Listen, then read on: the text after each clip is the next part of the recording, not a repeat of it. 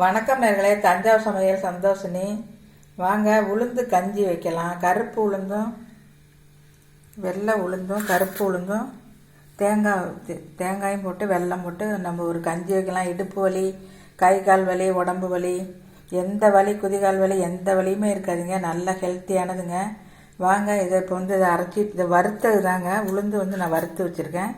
கருப்பு உளுந்தையும் வறுத்து வச்சுருக்கேன். இது ரெண்டையும் இந்த 2 ஏலக்காய் போட்டு அதை அரைச்சிட்டு வந்துடலாம்.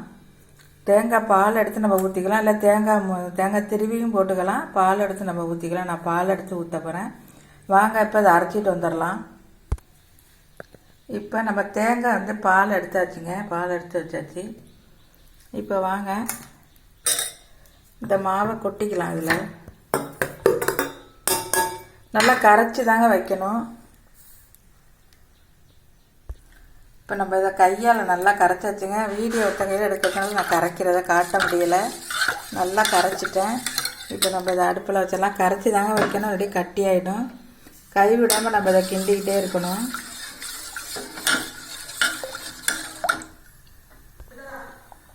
இப்போ நம்ம வெல்லத்தை போட்டுடலாங்க. அதில் ஏலக்காய் போட்டாச்சு. இப்போ உளுந்து கஞ்சி ரெடி ஆயிடுச்சுங்க. இப்போ நம்ம இந்த தேங்காய் பால் இதில் ஊற்றிடலாங்க.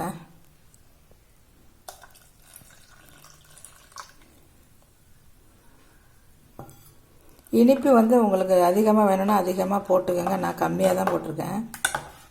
உளுந்து கஞ்சி ரெடி ஆயிடுச்சுங்க. சூப்பராக இருக்கும். நல்லா இடுப்பு வலி, கைகால் வலியெல்லாம் இருக்காது. அது பெண்களுக்கு ரொம்ப முக்கியமான கஞ்சிங்க இது. வாங்க இப்போ இதை கிண்ணத்தில் ஊற்றிடலாம். இப்போ உளுந்து கஞ்சி ரெடி ஆயிடுச்சுங்க. ரொம்ப ஹெல்த்தியானதும் கூட. இந்த மாதிரி நீங்களும் செஞ்சு சாப்பிடுங்க. இந்த வீடியோ பிடிச்சிருந்தா லைக் பண்ணுங்கள், ஷேர் பண்ணுங்கள், சப்ஸ்கிரைப் பண்ணுங்கள். வாழ்க வளமுடன்.